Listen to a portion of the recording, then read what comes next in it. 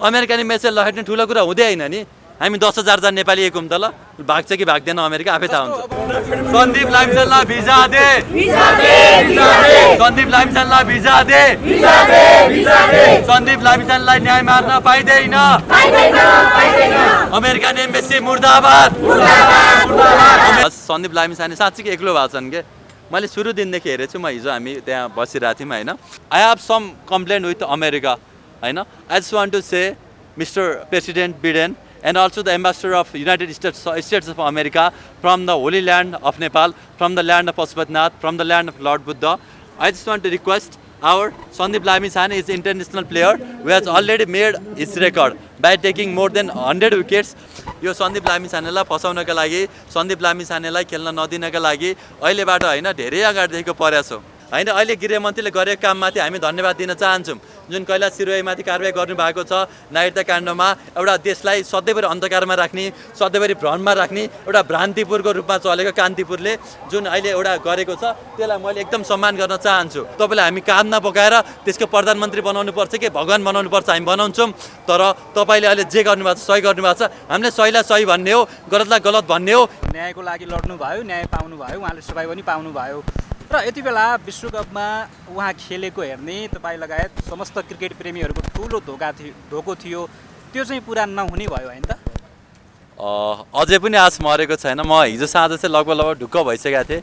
म हिजो दिउँसो एम्बेसीमा नि कुरा गरियो, त्यसपछि परराष्ट्र मन्त्रालयमा नि कुरा गरियो, क्यानको पनि पदाधिकारीहरूसँग पनि कुरा गरियो। हिजो सबैसँग कुरा गर्दाखेरि चाहिँ लगभग अब यताको हाम्रो भन्नु प्रधान मन्त्रालय कार्यालय सचिवालयदेखि लिएर उहाँको हाम्रो प्रेस सल्लाहकारसित नि हामी जो कुराकानीमा थियौँ होइन।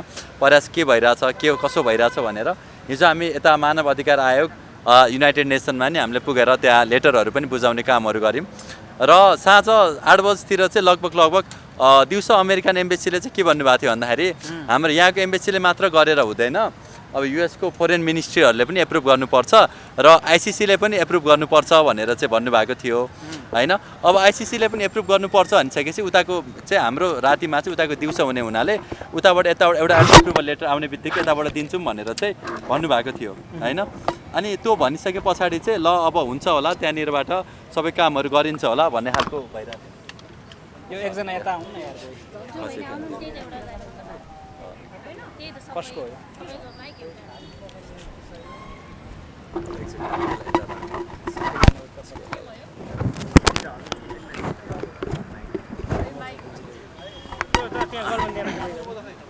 भयो। अब मैले सबै कुरा नेपाली जनतालाई के क्लियरली भन्न चाहन्छु भन्दाखेरि चाहिँ यो सन्दीप लामिछानेलाई सुरुदेखि जो अन्तर्राष्ट्रिय रूपमा खेल्न नदिने भनेर अदालतबाटै फैसला नदिने भनेर लगभग त्यहाँबाट भइसकेको छ कि हिजो तपाईँले सन्दीपले भिसा पाइसक्यो भनेर भ्रम छर्नु भयो भन्ने छ नि। भ्रम भन्दा पनि के लिनु भयो तपाईँ चाहिँ के भएको थियो भन्नु? खास के भएको थियो भन्दाखेरि हिजो हामी लगभग 8 साढे 8 बजीतिरको कुरा हो बेलुकातिर एम्बेसीमा हामीले जोसँग दिउँसो कन्ट्याक्ट गर्ने सबै कुरा गर्ने भनेर भनेको थियौँ। उहाँले हामीलाई खबर गरेर आधिकारिक होइन तर उताबाट हामीलाई लगभग कन्फर्मेसन लेटर आइसक्यो अब हुन्छ भनेर मैले सन्दीपको पारिवारिक नजिकै मान्छेलाई पनि सोधेँ त्यसपछि फोन गरेर। उहाँहरूले पनि र अरू मिडियाहरू सबैतिरबाट पनि के भयो भन्दाखेरि चाहिँ लगभग भिजा हुने भयो भन्ने खालको कुराहरू आयो। त्यसपछि चाहिँ मेरो पेजमा के लेखियो भन्दाखेरि चाहिँ ल बधाई छ सन्दीप भाइ भिजा पायो तर यो आधिकारिक होइन, आधिकारिक आउनु अझै बाँकी छ, 1-1.5 घन्टामा आउँछ भन्नुभएको थियो। आधिकारिक 9 बजीसम्म आउँछु भन्नुभएको थियो। अनि 8:30-9 बजीतिर फेरि फोन आयो। खबर के आयो भन्दाखेरि चाहिँ हामीले चाहिँ भिजा एप्रुभ गरेको तर कम्प्लेन आयो, गुनासो आयो भनेर खबर आयो। कम्प्लेन कहाँबाट आयो भन्दाखेरि दुईतिरबाट कम्प्लेन आयो अरे। एउटा सुरु चाहिँ यो अहिलेको यो मुद्दा चाहिँ आइसिसीमा नि बहसमा छ अरे होइन, जो अन्तर्राष्ट्रिय वर्ल्ड कप अर्गनाइजर गर्ने मेन एउटा टिम। अर्को भनेको अहिले अर्गनाइजिङ कमिटीको रूपमा अमेरिका आएको छ नि त युएसमा पनि, युएसको फोरेन मिनिस्ट्रीमा पनि के कुरामा चाहिँ हिजो बहस भयो अरे भन्दाखेरि चाहिँ यति सन्दीप लामिछानेलाई हामीले यतिकै गर्दा अदालतले त निर्दोष भनिसक्यो। अब यहाँको एम्बेसीले मेन डिले गर्नुको मेन अहिलेसम्म नगर्नुको मुख्य कारण भनेको चाहिँ के हो भन्दाखेरि चाहिँ भिजा नदिनुको चाहिँ पूर्णपाठ आएको छैन। हामीलाई बारम्बार भनेको कुरा के हो भन्दाखेरि चाहिँ पूर्णपाठ नआउन्जेलसम्म उसलाई हामीले अपराधी होइन भन्नु मिल्दैन, त्यतिन्जेलसम्म भिजा रोक्छौँ। अब हाम्रो कानुन नेपालको त्यस्तै छ, उच्च अदालतमा निर्णय भयो, पुढोपाठ आउन टाइम लाग्छ, अझसम्म पनि पुढोपाठ आएको छैन, त्यहाँ पनि हामीले कन्ट्याक्ट गरिरहेको छौँ होइन। अब पुढोपाठ आउनको लागि आज भनेको 25 तारिक भनेको चाहिँ आज अन्तिम दिन, नेम लिस्ट पठाउनु पर्ने। अब क्यानको हाम्रो पारस दाइ र चतुर सरसित नि हिजो कुराकानी अलिकति हाम्रो त्यहाँबाट इन्फर्मेसन हुँदाखेरि चाहिँ उहाँहरूले के भन्नुभएको थियो भन्दाखेरि चाहिँ ल अब हामीले क्यानबाट पनि चिठी गइसकेको छ एम्बेसीमा, परराष्ट्र मन्त्रालयबाट पनि प्रयास गरिराख्नु भएको छ होइन, सबैले प्रयास गरिराख्नु भएको छ। सबैले प्रयास गर्दा गर्दै पनि यो भिजा किन आइरहेको छैन भन्दाखेरि चाहिँ एउटा भनेको नेपाल भन्ने देशलाई चाहिँ अन्तर्राष्ट्रिय समाजले हेर्ने एउटा हाम्रो गरिब देश भनेर जुन हेरेको छ, जुन पीडित देश भनेर हेरेको छ, यो कारणले गर्दाखेरि के भएको छ भन्दाखेरि चाहिँ मान्छेहरूले न्याय पाउन एकदमै गाह्रो, एकदमै कठिन अवस्था भएको अवस्था छ होइन। त्यो कारणले गर्दाखेरि बारम्बार डिले गर्दा गर्दै अदालतले जसोतसो न्याय दियो, हामी खुसियाली पनि मनायौँ, हामीले यही भिजा जुलुस पनि मनायौँ, सबै कुराहरू गऱ्यौँ। तर अब अस्ति छुट्टी थियो होइन, अस्ति बुद्ध जयन्ती भयो, अब हिजो पनि एक दिन मात्र खुल्ला थियो। हाम्रो 11 बजेसम्म चाहिँ हामीलाई के आश थियो भन्दाखेरि अस्ति हाम्रो पारस दाइ, ज्ञानेन्द्र साई, हाम्रो वकिल साहब होइन, हाम्रो विराज भक्त, हाम्रो मान्य मन्त्रीज्यू, उहाँहरू सबै मिलेर हुरेर चाहिँ अनि एम्बेसीको लागि पनि लेटर पठाउने भनेर एउटा लेटर पनि बनाउनु भएको रहेछ, परराष्ट्र मन्त्रालयमा गएर पनि कुराकानी गर्नुभएको रहेछ। अब उहाँहरूले पनि प्रयास गरिराख्नु भएको छ, त्यति प्रयासले होला कि भनेर चाहिँ हामी हिजो 11 बजेसम्म हामी प्रतीक्षामै थियौँ होइन, केही होला भनेर। अब हिजो 11 बजेसम्म लगभग हामीलाई भित्रबाट हुँदैन भन्ने खबर आइसकेपछि अब यहाँकोले मात्र भएन, अमेरिकाकोले पनि निर्णय गर्नुपर्छ, त्यसको लागि दिउँसोसम्म हामीलाई टाइम लाग्छ, उताको राति हुन्छ भनेर भनिसके पछाडि राति हामीलाई एउटा खुसी खबर आउँछ भनेर हामीलाई एम्बेसीको एकजना त्यहाँ हाम्रो जुन व्यक्ति हुनुहुन्थ्यो होइन, उहाँले चाहिँ मलाई नाम नभन्नु तर यस्तो यस्तो कुरा आएको छ भनेर चाहिँ उहाँले भन्नुभएको थियो। त्यो कुरा भनिसके पछाडि हामीले यो साँझ मैले भन्दा नि अरूकोबाट पनि आएको थियो, मेरोबाट पनि मेरो साथीहरू छ, मैले भन्दा नि मेरो साथीहरू पोस्ट गर्ने टिमहरू छ हाम्रो, पोस्ट गर्ने उनीहरूले चाहिँ आधिकारिक होइन तर भिजा पाउने चाहिँ ढुक्क भयो भनेर चाहिँ राखियो। अब नेपालभरि यत्रतत्र भ्रम तरिकाले पनि फैलियो।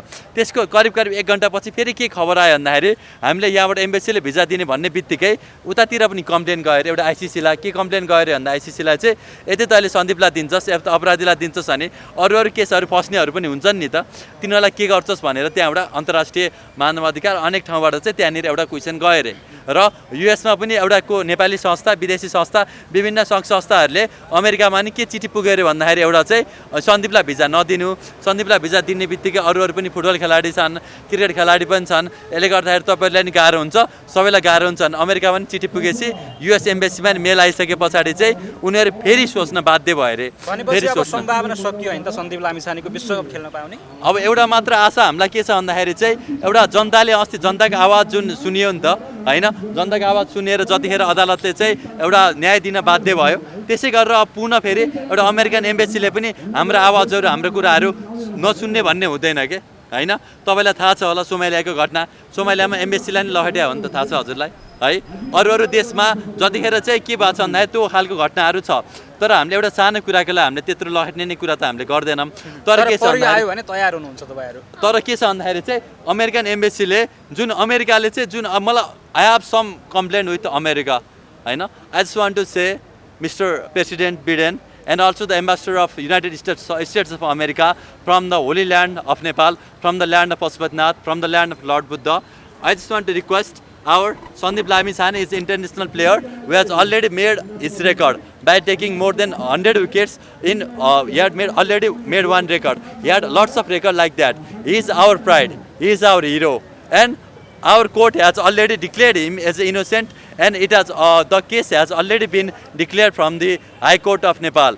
Please make him, considering him as an innocent person, innocent player of Nepal. International ICC, especially I just want to request ICC has maintained cricket as a game of harmony, game of unity and game of equality. If you consider the sports, then none of the country is superior or none of the country is inferior. None of the country is rich or none of the country is poor. It's a game of dignity. It's a game of harmony. It's a game of humanity. By considering all the national mankind, by considering all the humanity, by considering all the laws and everything that you have made, Nepal is in severe crisis now.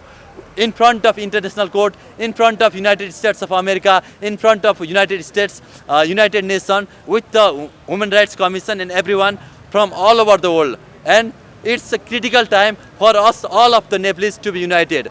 Nepal has been a poor because we are not united. Nepal is not a poor country. एउटा मात्र I just want to request United States of America, Embassy of America to provide the visa for Sandeep Lamisane from all the youths of Nepal, from all the citizens of Nepal, from all the cricket lovers from all over the world, who love Sandeep Lamisane and Nepali cricket. It's our humble request for United Nations, United Embassy of America and American government to provide him the visa. If you don't provide the visa right now, then we'll consider it as a lot of discrimination for the poor country like Nepal. We just want to consider ICC, you are discriminating us, you are discriminating between poor country and rich country, and America, you are the organizer country. Please keep your utmost request of your country, keep the utmost request of the cricket history, keep the respect for all the players, keep the equality for all the players, and provide the opportunity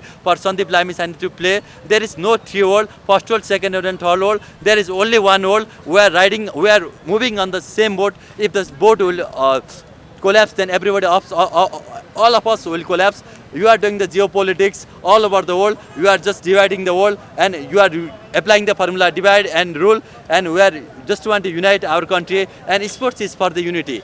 Sports unites all over the world. Sports unites, maintain the discipline. Sports maintain the harmony. Sports maintain the respect. Sports maintain the courage for all of us. And all the Nepalese youths who are aspiring to be like Sandeep Lamisane, all the people from all the poor countries of the world who just want to do something by living at their country. हजुर हिजो तपाईले अलिकति विवादित अभिव्यक्ति दिनुभयो भनेर बजारमा चर्चा छ के ट्रोल आइराछ युएस एम्बेसीलाई खेद्नुपर्छ भन्नुभएको छ अब युएस एम्बेसीले यति हाम्रो जस्तो देशहरूलाई यसरी नै हेपी राख्ने, हाम्रो खेलाडीहरूलाई जान नदिने, नेपालका भएका हिराहरू राम्रा मान्छेहरू लिएर जाने, हाम्रो देशको शिक्षामा प्रहार गर्ने, स्वास्थ्यमा प्रहार गर्ने, भर्खरै एकजना ल्याएर मलाई मिडियामा देखाउँदै हुनुहुन्थ्यो। अमेरिकाको एउटा ओपन के सोसाइटी भन्नेले चाहिँ नेपालमा अरबौं रुपैयाँ खर्च गरेर मिडियाहरूलाई पनि किनेर दुनियाहरूलाई किनेर गरिरहेको छ अरे, हैन? यस्तै गर्ने हो भने तपाईलाई संसारको इतिहास थाहा छँदैछ। एन्टी अमेरिकन मुभमेन्ट चे गोइबारे जसरी क्युबा र साउथ अमेरिकामा एउटा एन्टी अमेरिकन मुभमेन्ट सुरु गर्नुभएको थियो, जसरी ओसामा बिन लादेनहरूले एन्टी अमेरिकन मुभमेन्ट जब साउदीदेखि लिएर यो देशहरूमा मुभमेन्ट गर्नुभएको थियो, त्यसरी नै हाम्रो नयाँ पुस्तालाई यिनीहरूले चाहिँ भनौँ न हाम्रो देशलाई सधैँ गरिब छ भनेर पढाउने। भिजा पाएन भने तपाईँ त्यो एन्टी अमेरिकन मुभमेन्ट चलाउने अब एन्टी अमेरिकन मुभमेन्ट अहिले संसारभरि चलिरहेछ, तपाईँलाई थाहा छ कि छैन? चाइनामा पनि चलिरहेको छ, रसियामा पनि चलिरहेको छ। यिनीहरूले युनाइटेड नेसन भनेर बनाए, युनाइट गरेछ छैन?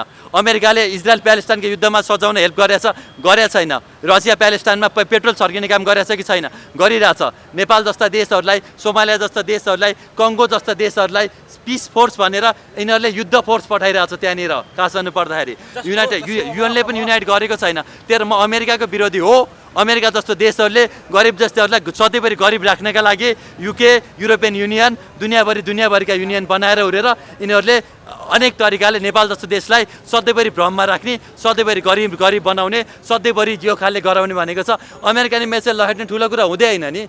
हामी 10,000 जना नेपाली एक हुँ त ल, भाग्छ कि भाग्दैन अमेरिका आफै थाहा हुन्छ। अब अमेरिकन एम्बेसीले चाहिँ पूर्णपाठलाई कारण देखाइरहँदाखेरि नेपाली पक्षबाट खास गरी क्यानका पदाधिकारीहरू, खेलकुद मन्त्री लगायत अन्य पदाधिकारीहरूबाट जुन भूमिका खेलिनु पर्थ्यो त्यो पर्याप्त छ कि छैन? अलिकति दुःख लागेको छ मलाई यो कुरामा पनि। खास सन्दीप लामिछाने साँच्चीकै एक्लो भएको छन् के। मैले सुरु दिनदेखि हेरेको छु, म हिजो हामी त्यहाँ बसिरहेको थियौँ होइन। अनि अब के छ भन्दाखेरि चाहिँ अब हामी आएर बाहिर आएर कराइरहेछौँ होइन, तर क्यानले त्यतिखेरसम्म बोलेन जतिखेरसम्म अदालतले न्याय दिएन। बोलेन नि त होइन। हाम्रो परराष्ट्र मन्त्रीहरू बोलेन नि त। संसदहरूलाई बोलौँ भनेको के भन्छन् भनेको त हामी संसद भनौँ न त, यो संसदको मताधिकार के भन्छ अरे मान्यताभित्र बोल्न, यो अदालतमा विचाराधीन मुद्दामा बोल्नै मिल्दैन अरे। नेपालमा हरेक मुद्दा विचाराधीन छ। क्यान्टोनमेन्ट काण्ड विचाराधीन छ, वाइट बडी विचाराधीन छ होइन, सबै त विचाराधीन छ कि छैन? सबै कुरा विचाराधीन छ। त्यो कुरामा बोल्न नबोल्ने भए संसद, मैले चाहिँ के भने भन्दा धन्न म संसद भइन्छ, धन्न विष्णु पौडेलले छलकपट गरेर मलाई लड्न दिन्छन्, म बोल्छु भनेर अनि म निस्क्या हो कि। संसद भएर बोल्न मिल्दैन भनिसकेपछि म त संसद होइन, मलाई त डर पनि छैन, मलाई मर्ने डर छैन, बाँकी कुरा के को डर भनेर चाहिँ निस्क्या हो। त्यसपछि हजुर सम्भावना अत्यन्तै न्यून देखिएको छ। आगामी कदम चाहिँ के हो? अब हिजो रातभरि हामी पशुपतिमा बसेर जब त्यो जब इन्टरनेसनल गेम भन्ने त सुरुदेखि नै थाहा थियो होइन, यो सन्दीप लामिछानेलाई फसाउनका लागि, सन्दीप लामिछानेलाई खेल्न नदिनका लागि अहिलेबाट होइन धेरै अगाडिदेखिको प्रयास हो।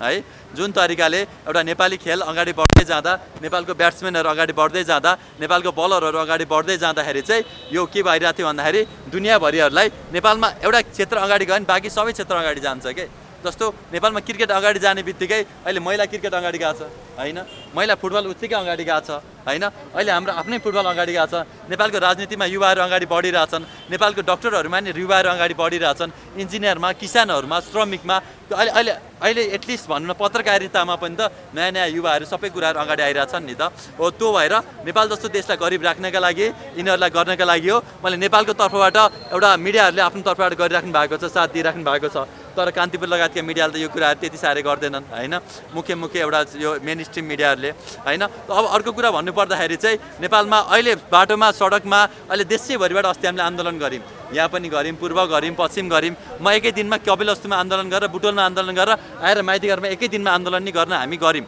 यति आन्दोलन गरेर यति दुःख गर हजुर तपाईँले अब कान्तिपुरले आवाज उठाएन भनेर भन्नुभयो होइन छेउमा सहकारी पीडित छन् तपाईँले कहिले आवाज उठाउनु भयो उठाएको छु मैले उहाँहरूकोलाई आवाज उठाएर आएको अहिले पनि म आवाज उठाउँछु सहकारी पीडितले त न्याय पाउनुपर्छ मलाई लिस्ट दिनुहोस् म कारवाही गर्छु हाम्रो सरकारले कारवाही गर्छु भनेको छु मैले सहकारी पीडित गृहमन्त्रीज्यूको नाम मुछिया छ होइन अब जसको मुच्छे पनि त अनुसन्धान हुन पर्यो यति सहकारीको छानबिन गर्दाखेरि होइन अहिले गृहमन्त्रीले गरेको काममाथि हामी धन्यवाद दिन चाहन्छौँ जुन कैलाश सिरोहीमाथि कारवाही गर्नुभएको छ नागरिकता काण्डमा एउटा देशलाई सधैँभरि अन्धकारमा राख्ने सधैँभरि भ्रममा राख्ने एउटा भ्रान्तिपुरको रूपमा चलेको कान्तिपुरले जुन अहिले एउटा गरेको छ त्यसलाई मैले एकदम सम्मान गर्न चाहन्छु तर त्यो मात्र काण्ड छानबिन गरेर पर्याप्त छैन तपाईँले सहकारी काण्ड पनि छानबिन गर्नै पर्छ वाइटबाडी काण्ड पनि छानबिन गर्नै पर्छ तपाईँले भनौँ न त क्यान्टोनमेन्ट काण्डदेखि लिएर यो सबै काण्डहरू हामीले 70 करोड काण्डदेखि लिएर सबै काण्ड छानबिन गर्नुपर्छ तपाईँलाई हामी काममा बोकाएर त्यसको प्रधानमन्त्री बनाउनु पर्छ कि भगवान बनाउनु पर्छ हामी बनाउँछौँ